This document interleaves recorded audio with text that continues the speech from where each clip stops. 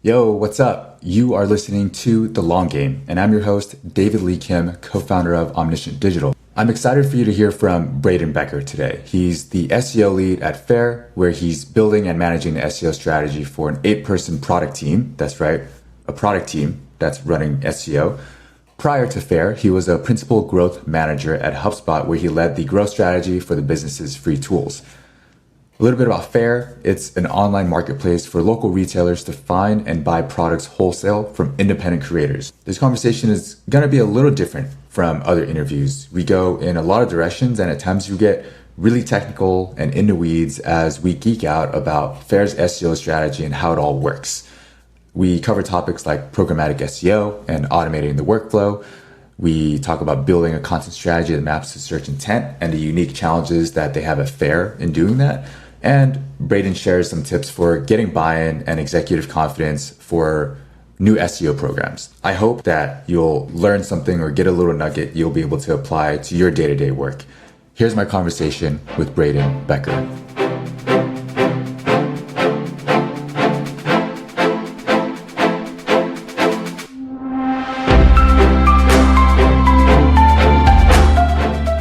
Something top of mind for me, have you heard of Daydream?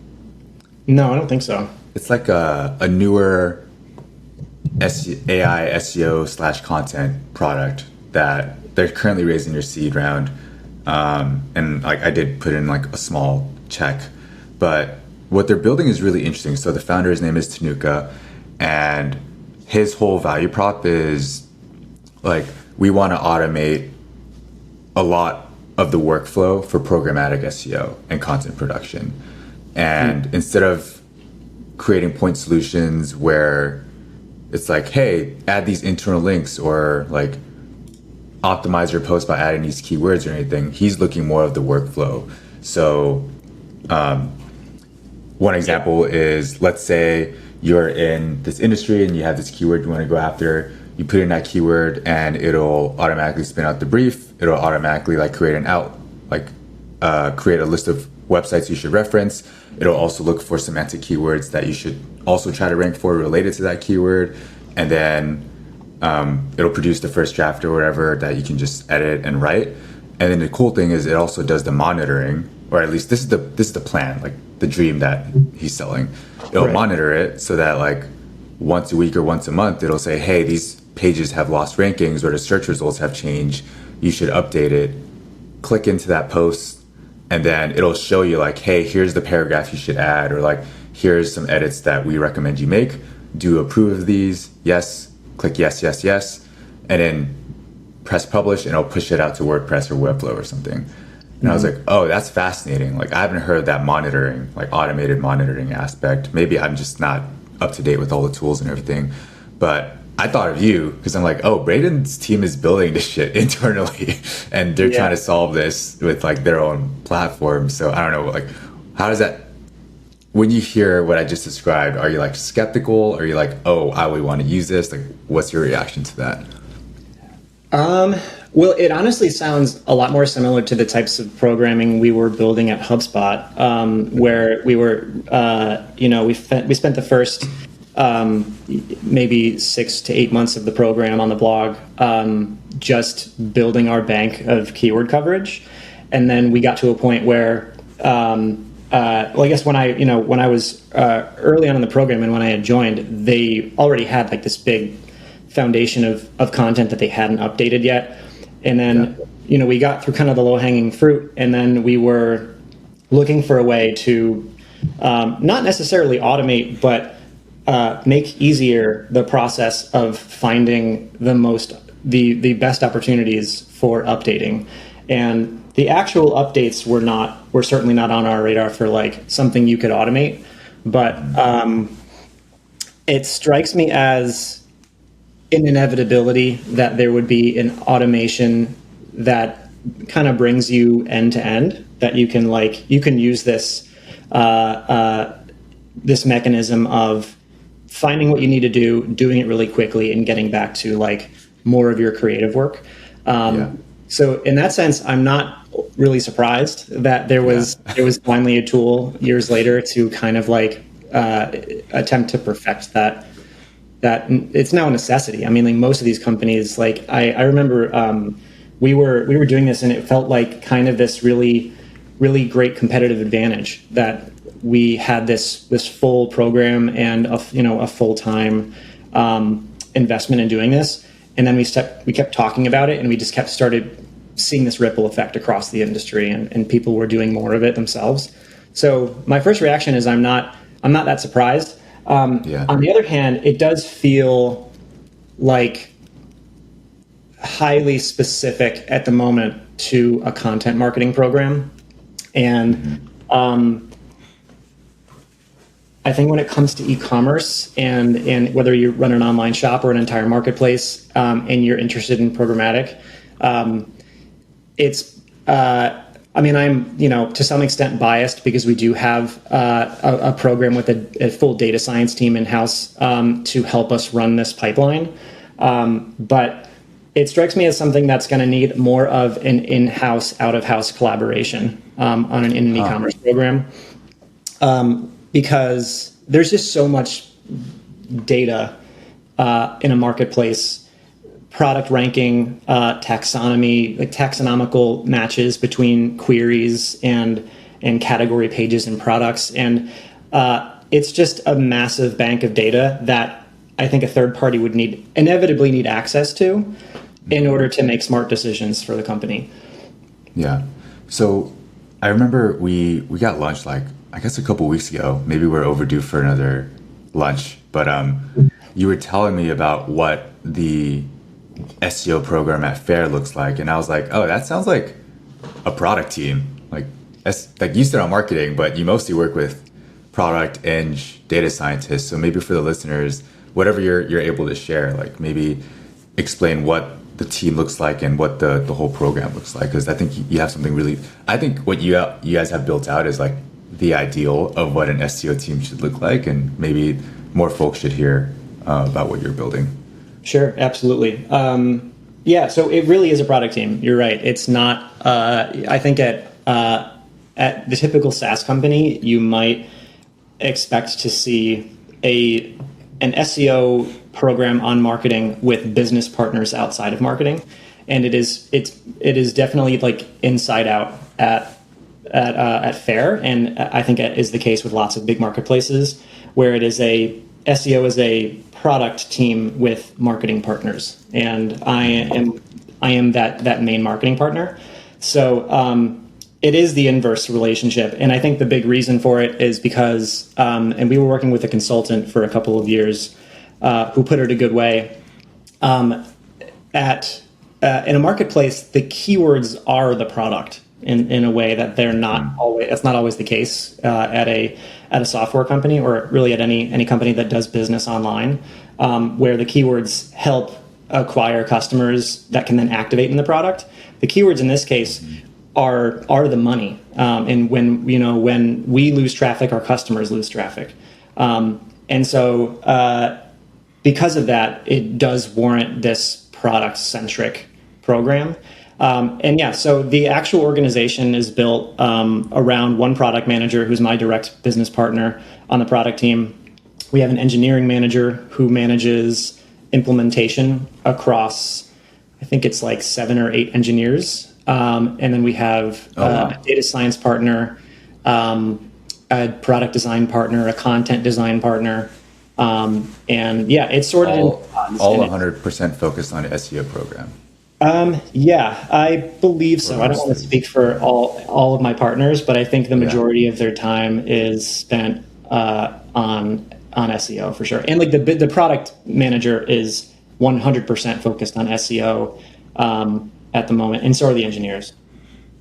Yeah, and I realize you mentioned a couple things where you're saying like if we lose traffic, our customers lose traffic, and like the keywords are the money. Maybe I just realized we probably should have started with this, but like maybe describe what is Faire, like what is the product that you're building?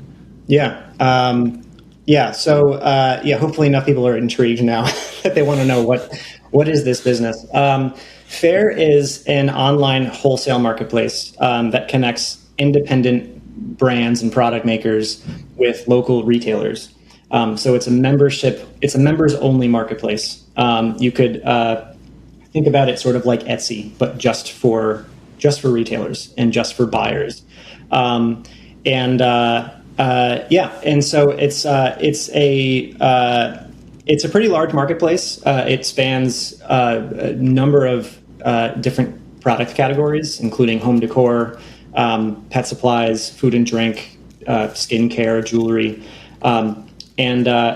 so it. In some sense, it does follow typical challenges and rhythms of a B2C marketplace, but it does also come with its own challenges, being also being members only, and it also means that from an SEO perspective and an acquisition perspective, it does follow a similar rhythm as a SaaS company that's concerned with signups and activations. So before we can actually see purchases, we do have to see signups. And in that sense, it's familiar territory to me, and I would imagine to most SEOs. Yeah. So if I try to, let me know if I'm describing the platform correctly. Like, let's say I'm a retailer. I own I create like these products. Let's say I create jeans, and I want to, let's say I'm a retailer and I have like a boutique store, and I want to find other brands that I want to sell in my store. I would go to Faire to look for like cool brands and stuff. Maybe I look up like people that are producing unique jeans or sweaters or jackets or whatever. And then I then buy from those people through Faire to sell in my shop. Yeah. And like Faire provides like a distribution channel for those other brands to like reach retailers like me. Exactly. Yeah. Okay. And I mean, there's a barrier to entry on both sides of the business, because it is, a bimodal sign up process where brands need to apply to sell and retailers need to apply to buy. I mean, the main mission of operationally, the mission of the platform is to build relationships between brands and retailers. It's to allow retailers to find brands that they don't just want to order from, they want to keep ordering from. Therein lies kind of like the inevitable collaboration between SEO, acquisition, activation, incentives. There's all kinds of ways that we need to make sure that the people that we attract are sticking around and buying more. They're actually like spending meaningful amounts of money that we can see the impact on traffic. And it's not just, it's not just retailer traffic. It's like order ready traffic. It's folks that are looking to spend money and restock their shelves on a regular basis. And ideally, they do find brands. Most of the time on SEO, it's a kind of a combination of the types of traffic that we see come in. A lot of folks do come in. A big cohort of traffic comes in knowing what kinds of brands that they're looking for. Whether or not we carry those brands is a whole other challenge within our programmatic pipeline, of making sure that we're not advertising products that, or advertising pages that are, or publishing pages that are advertising brands that we may not carry. Yeah. But then on the other hand, I would say the majority of our traffic is still folks that are looking for products first, and ultimately they want to find brands that fit their needs. So you can kind of look at, we look at search intent a couple of different ways. And the first bucket is folks that know what brands they want, and then the other bucket is folks that know what kind of product they want. Yeah. So what's interesting is like, you're a B2B company, but in a way, it sounds like your SEO and content strategy is B2C, because you want to rank for these specific types of product categories or like product names, maybe. Like, how do you even think about building out your content / like SEO strategy? Yeah, that is a great question, and it's something that we are constantly aware of, if not like, analyzing to make sure it's not getting out of control. It's so easy on the marketplace to drift from I think so. I mean, like on a blog or on a content strategy, I think you have a little more control over how far away from the product you want your strategy to drift. And in some sense, it's tempting to go after high search volume because it brings in more traffic, and marketers are optimists and they want to be able to convert that traffic. But ultimately, you are sacrificing some level of intent and some level of interest in your product that might not be there. But you do have control of that in a content. What's strategy. like an example of that? Like, for Faire, I guess a good example on content would be, I mean, it's easy. Like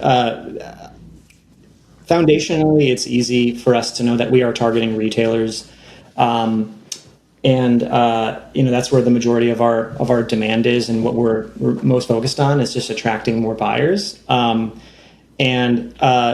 It's easy for us to know that if this is a problem that a retailer wants to solve, we can write content and help them solve that problem.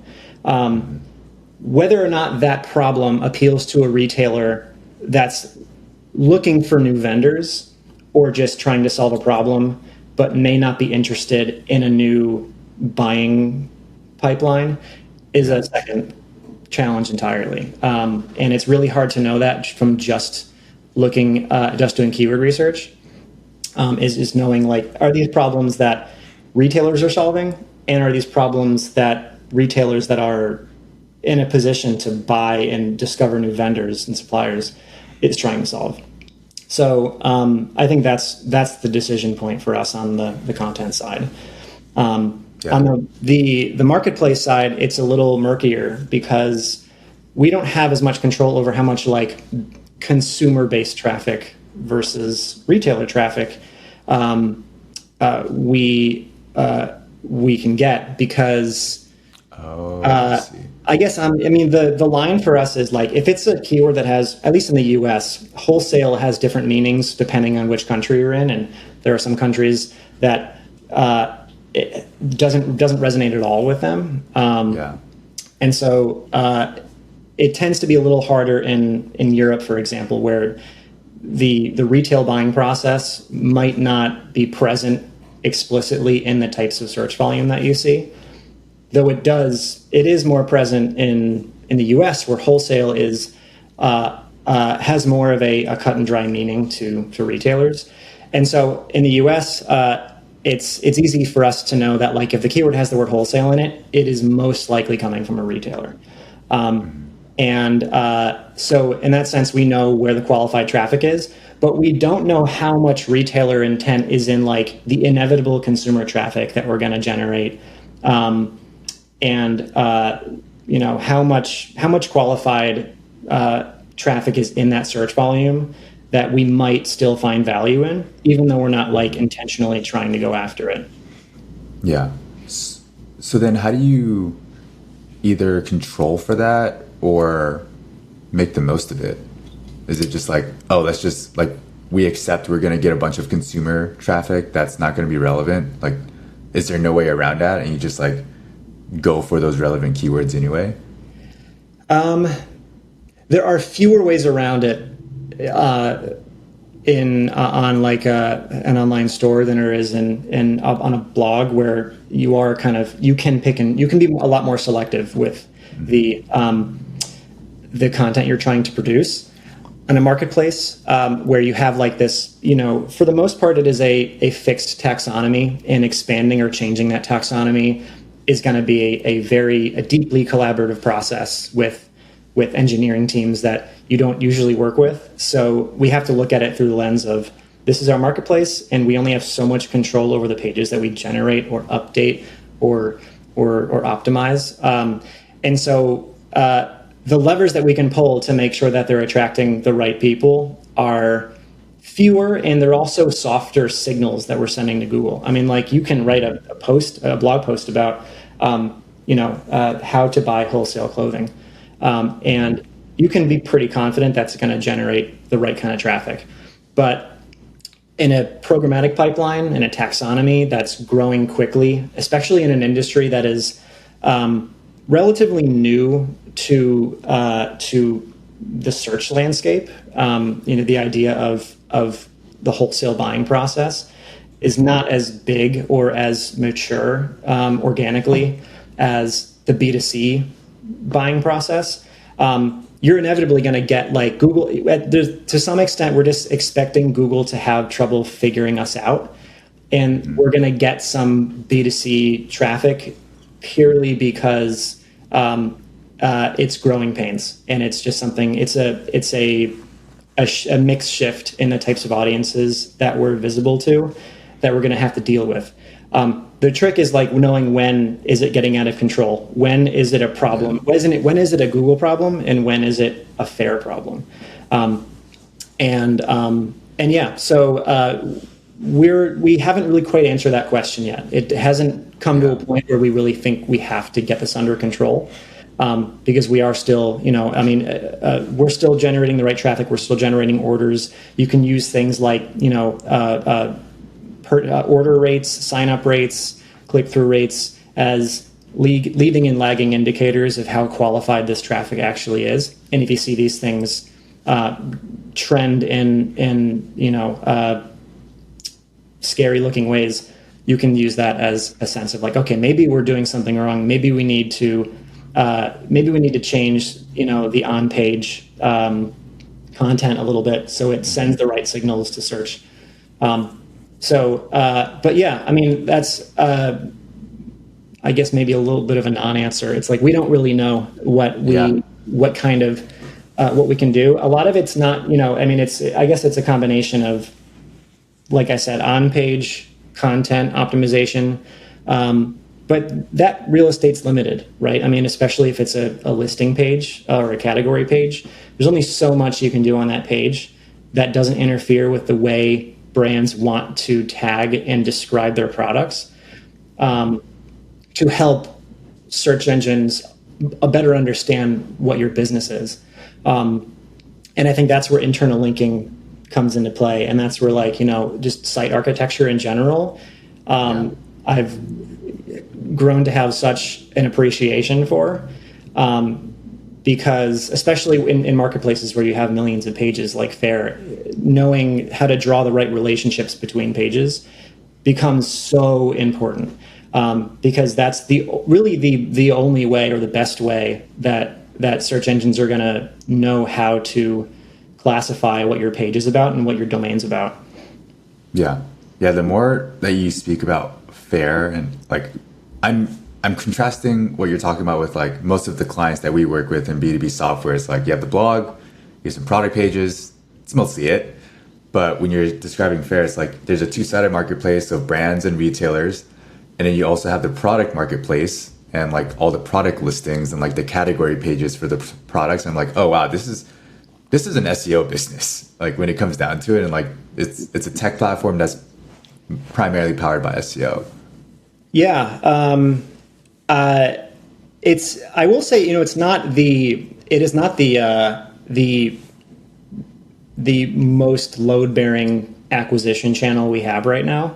But it is one of the fastest growing channels that we have, just because we haven't, most of our other channels we've been investing in long before creating an SEO program.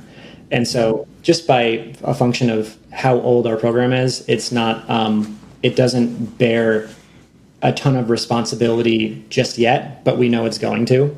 And part of that process of growing it is not just, it's not one-dimensional. It's not just, doing the same thing over and over again. It's running tests with as quiet data as you can possibly get from these tests, and just learning and being really honest about whether it's working or not, making pivots where necessary, and just trying to build as efficiently as possible, not wasting too much of your engineering team's time.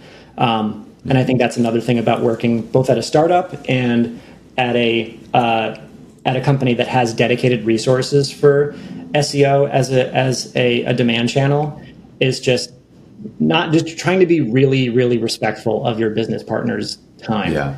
And it requires you to be so incredibly critical of like how confident are you that this project and this launch is going to pay off? And if it pays off, is it worth doing again? If it doesn't pay off, can you properly explain what you learned and what you're going to do instead to leadership? Yeah. You're pretty much a product manager as well. One of the things that I found interesting when we caught up before was you described like the whole pipeline of like how you ingest data and then use that to inform what new pages you produce and all that stuff, which at least in my world, a lot of the SEOs are just focused primarily on like blog content.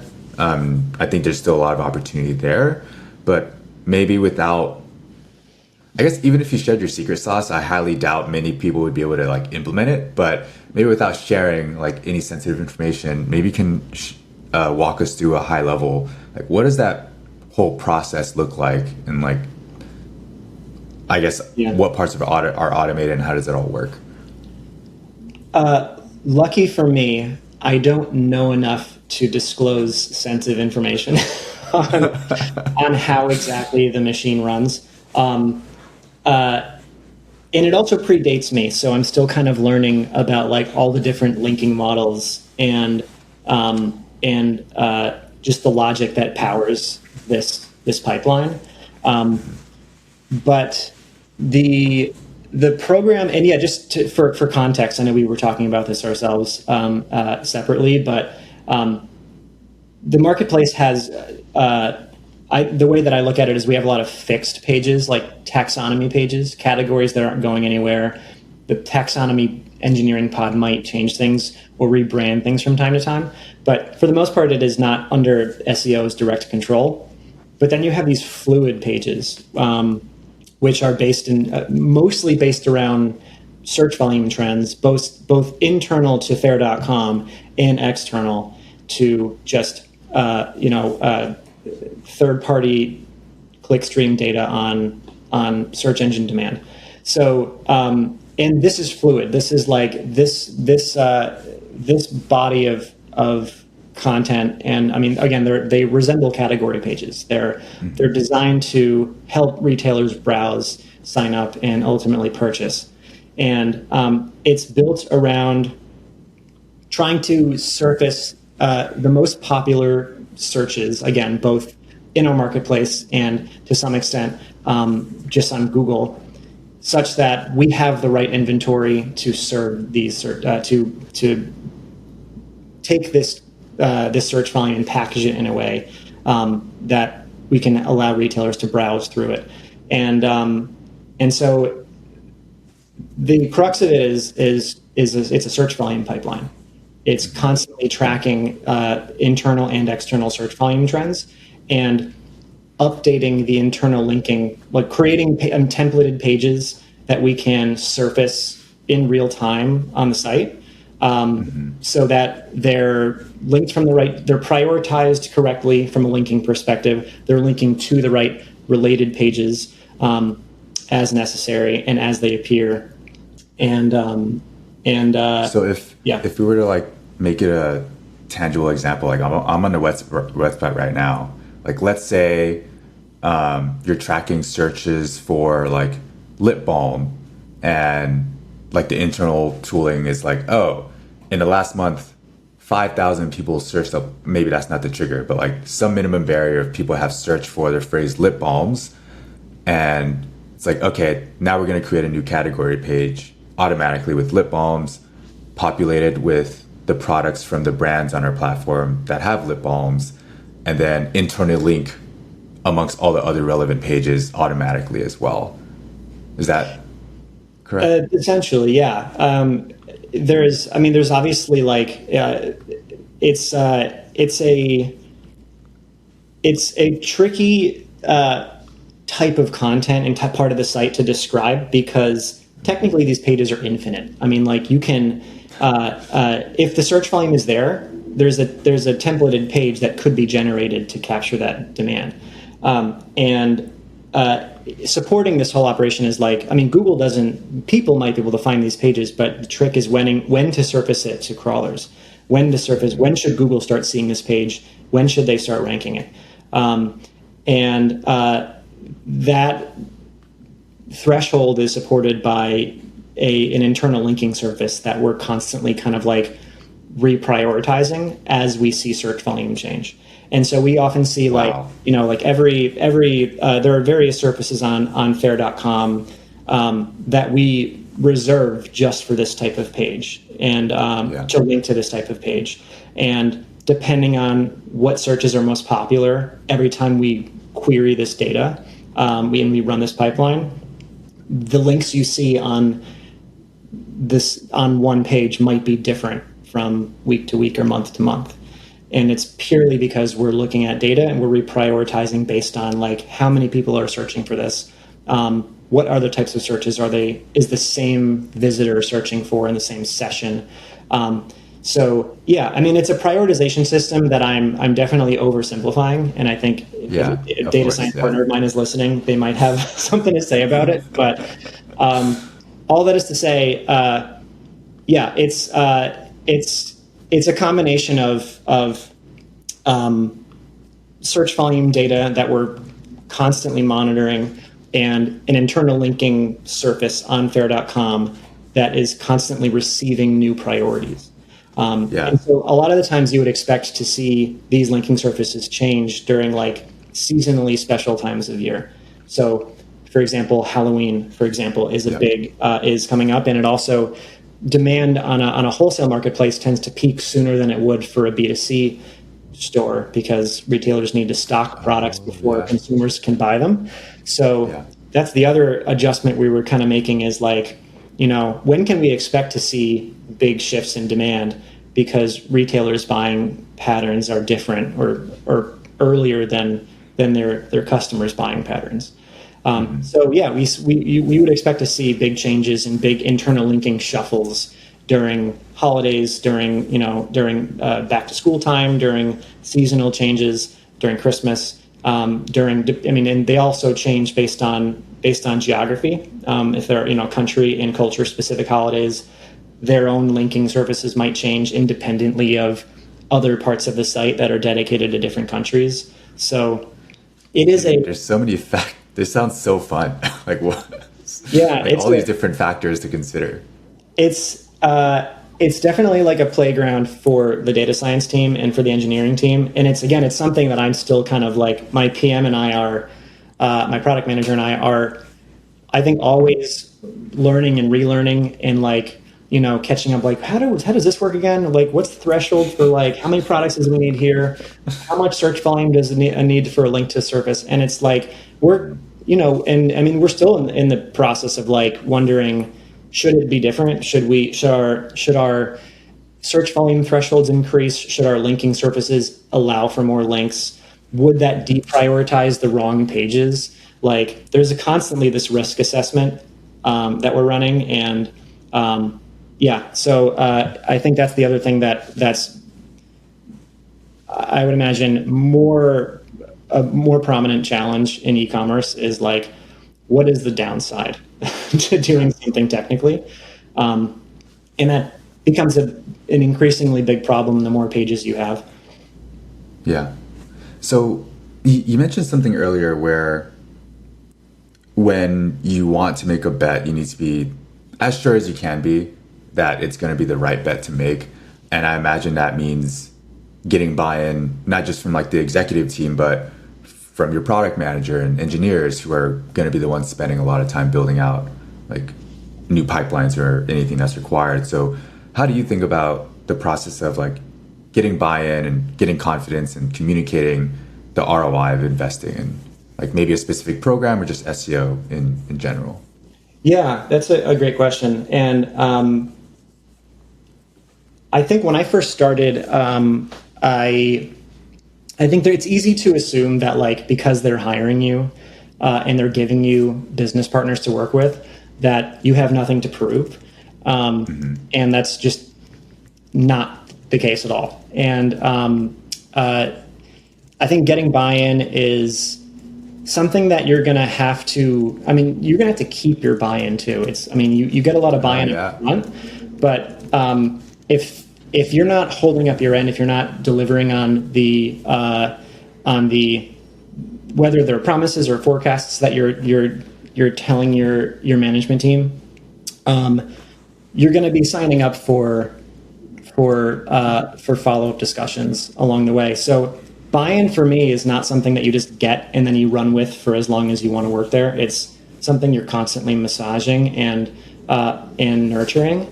And so when it comes to just like an SEO program at large, if you're there and you're working there and you're given resources to do the job, you probably there is some level of foundational buy-in that you have that the CEO or your manager or their manager believes that SEO is worth investing in. But that doesn't mean that there's buy-in on exactly how you want to capture that traffic and where that opportunity is.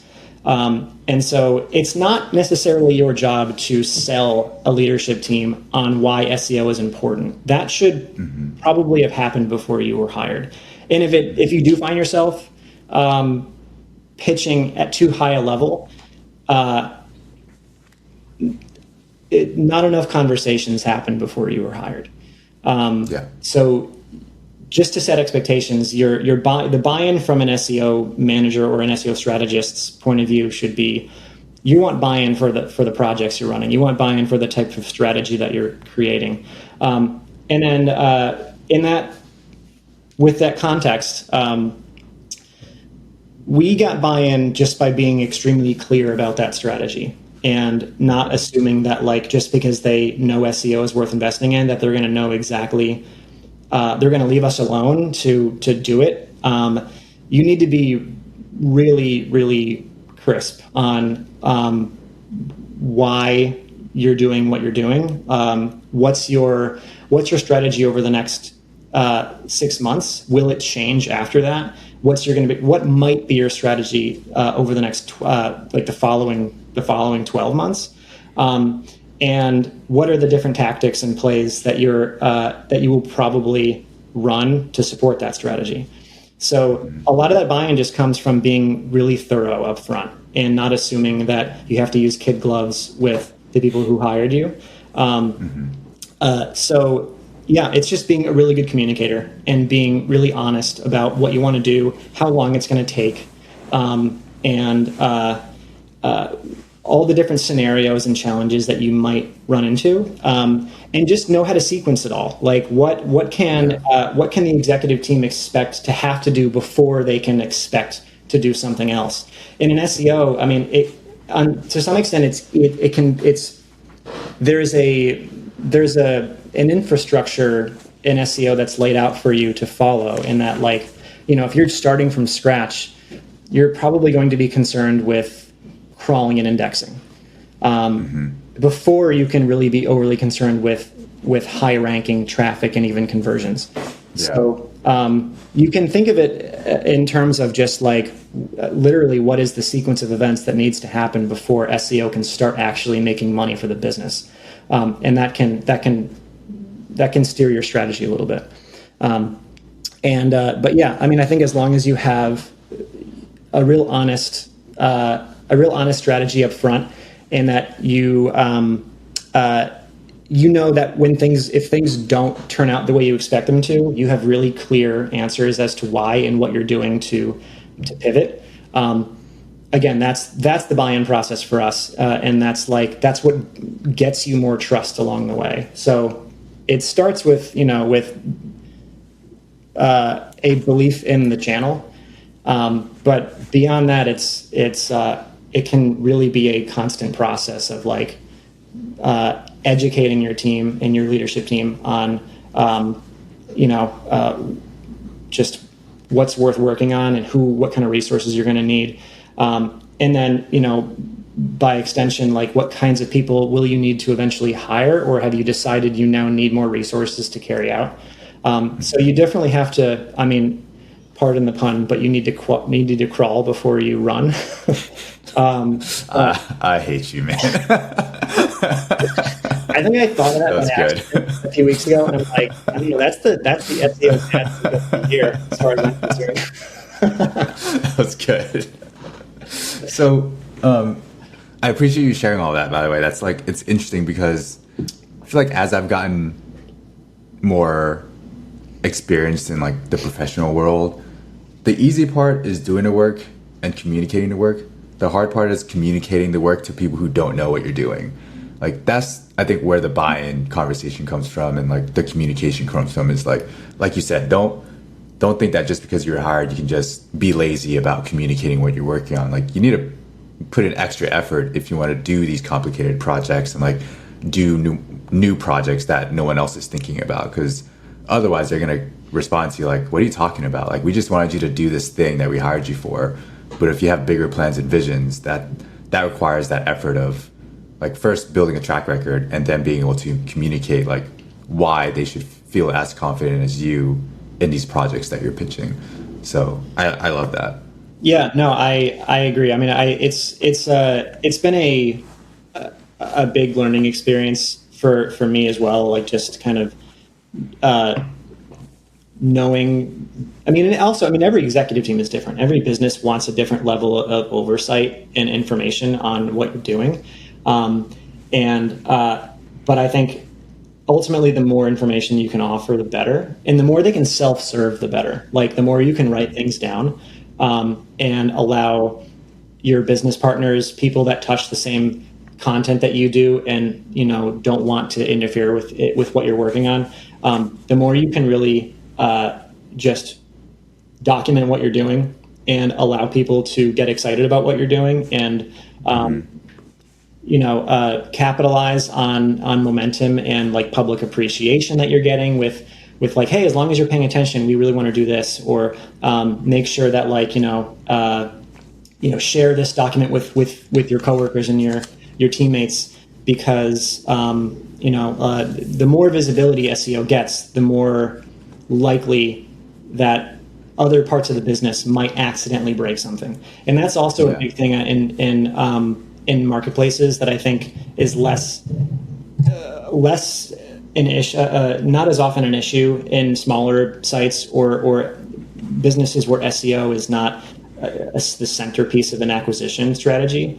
You have so many people touching the same pages that you are. And I mean, I say that it's not very common, but there's an entire industry of SEO tools that are designed to prevent things from breaking when you're not looking. So it's probably not true to say that like, oh, this is only something marketplaces deal with, but it definitely is something that like big sites that where SEO plays a big role have to worry about is launching something and making sure no one rolls it back, no one breaks it, no one interferes with it. And so that's also like, I mean, if you're talking about constantly nurturing buy-in and garnering trust with your executive team on what you're doing, it's also they're not just trusting that you're going to know what to do. They're trusting that you're going to know how to work with the rest of the business and how to socialize your program and collaborate with people so that there's no friction in your way. There are no internal headwinds that are going to prevent you from delivering on your promises. Yeah. So I want to zoom out from Faire for this last part, just to wrap things up a little bit. But you were not always working on such complex or technical SEO problems before. How did you end up in this type of role, and like how did you skill up for this? Like where were you before? I guess we could start there, and like how you evolved. Yeah. So I was at HubSpot before this. I worked at HubSpot from 2018 to 2022, and it was predominantly a content-based role. And I think SEO is unique in that it really does invite people from all walks of life, and people enter into SEO from lots of different fields. My field happened to be like going from writing and content marketing into SEO, but I mean, I've literally seen people that were like former veterinarians that are now SEOs. So there's really there's no end to like, the kinds of the kinds of access points that people have into SEO. So that is to say, mine was writing and content, and that gave me exposure to analytics more so than I've really done in the past. I mean, writers can really calibrate how much measurement and analytics they want to be concerned with, and I got really interested in the analytics side of content performance. That inevitably led to using different SEO tools that that the rest of the team was using, like Ahrefs and SEMrush and Botify, and giving free publicity to some SEO vendors. But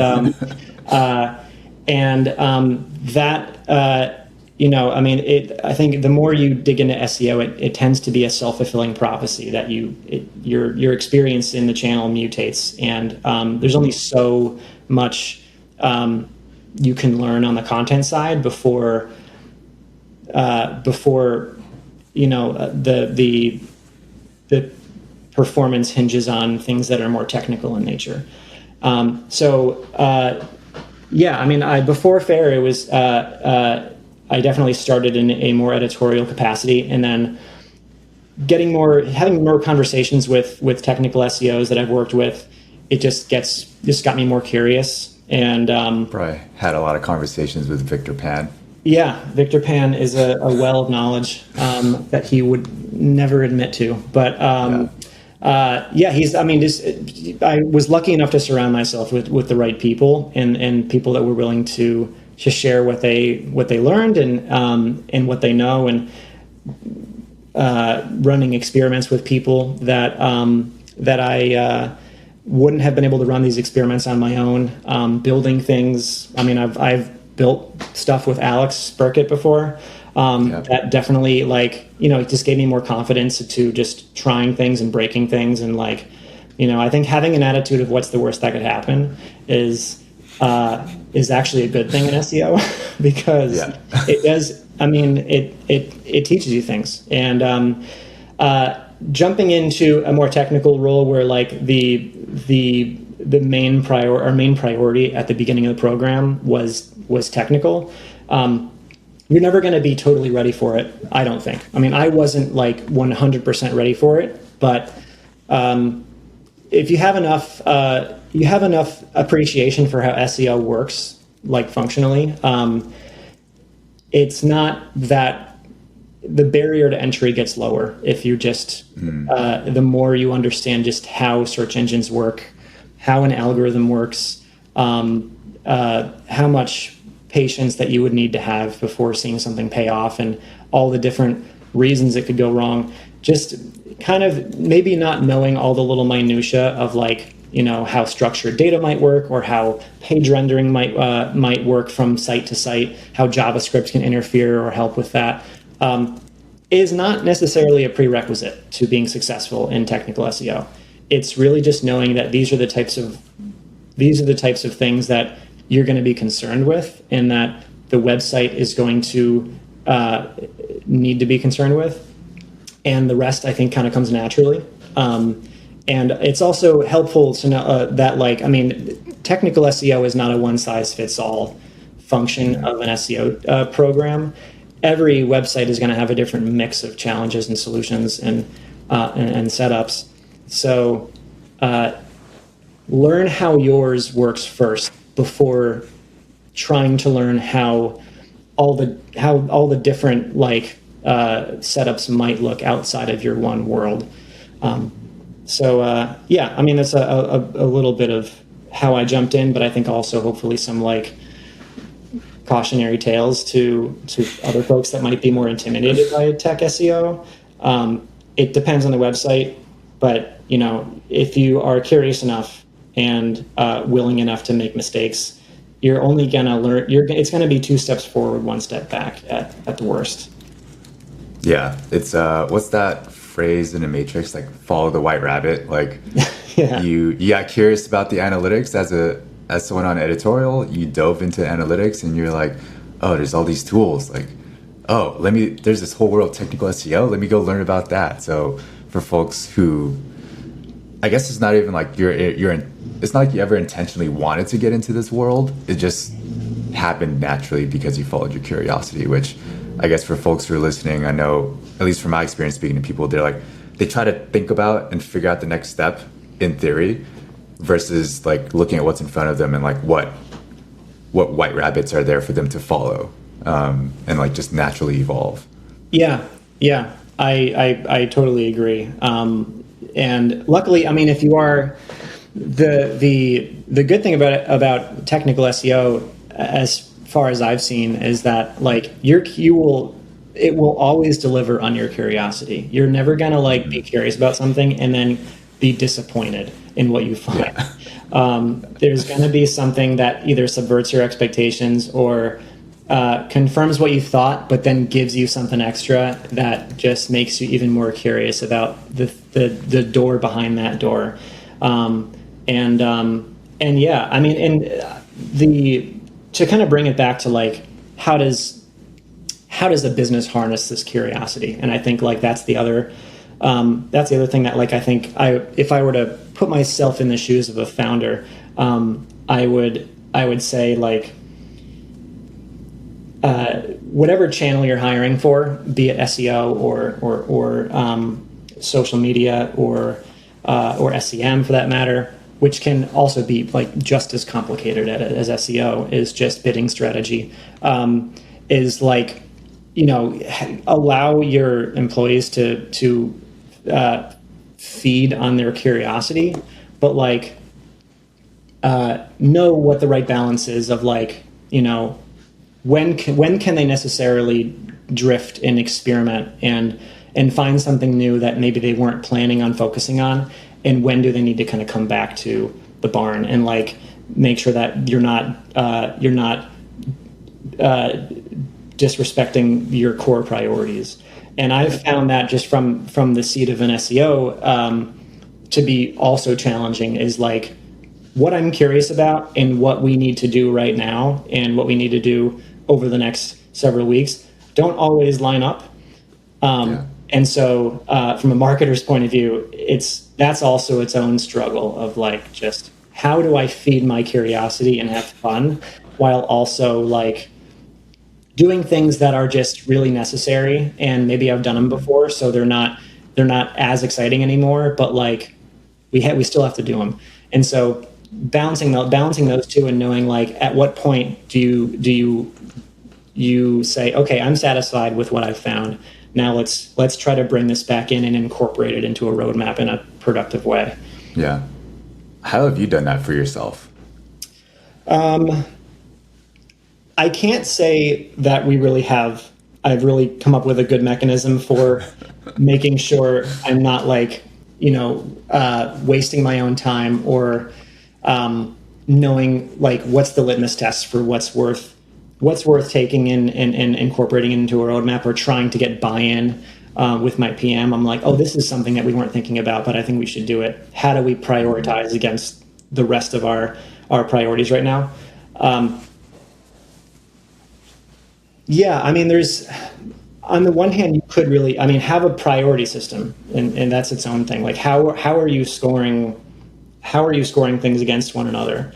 And do you want to have a program that allows for constant reshuffling, such that like your SEO strategists can find new things that you weren't expecting to find, and if they're excited enough about them and they're confident enough that they would be applicable to your website, that they should be implemented or slotted in somehow, and when to just kind of abandon them and say like, this is definitely not something, or this is probably not something that's worth working on at the moment, but we'll come back to it. It's at that point, I don't think you can really automate that. It's just like, gotta put some thinking into it. What's that? You have to actually do some thinking. Yeah. You just have a good gut reaction. And I think if you know, maybe it's also kind of a chicken and egg scenario where like the more curious, the more often you experiment and try new things and follow your curiosity, the better your judgment is going to be when you find these things and you need to decide whether or not to keep following them or abandon them because there's something more important. That's just going to come with experience. Yeah. Love it. All right. Any last things you want to leave listeners with? Yeah, I guess the one thing I'll say, and I think this is probably just relevant to where this conversation has gone, is like, if you're, whether you're thinking of of investing in a new channel, or even like starting in a new company, know, have a goal like for yourself. And I think this definitely applies to like people in my position that were at one time very new to SEO, but got ramped up pretty quickly. If you're starting in a new program or you're starting in a new company, have one thing that you want to get out of it. And for me, that was like just to learn really quickly and and get exposure to as many things as possible. Because if you go into these things having that one goal, it makes it easier to endure all of the stuff that you weren't there for. As long as you're getting the thing that you were there for, I think it just helps you kind of have perspective and not jump ship too soon. Yeah, I love that. I think that's great advice, not just for SEO and marketing, but I think for life, like making decisions in life. Yeah, no, Awesome. I would like to think so. Yeah. And where can people find you online? They can find me as most people. You can find me on LinkedIn. I can drop in some. I don't know. Like, I mean, if you search my name on LinkedIn, you'll probably find me. I work at Faire, yeah, I have an Instagram. My dog has an Instagram. Her name is Winnie with a Y, Wynnie. Yeah, she'll be linked from my Instagram account, so you can't, Awesome. You won't have to look far. Let's turn Winnie into a dog influencer, man. I've been trying to do that for the last 3 years. I'm just not good enough. It's harder than people think. We've tried. My girlfriend has tried. Yeah, we've talked about that. It's a competitive market. Dog influencers don't know how popular they are. It's very hard. Yeah, but got to make that dog cash flow positive, man. Appreciating it. Yeah, that'll be my passive income. It's expensive. Yeah. All right, Braden. It was awesome having you on, man. Thanks for making the time. Sure. Yeah. No, thanks for having me.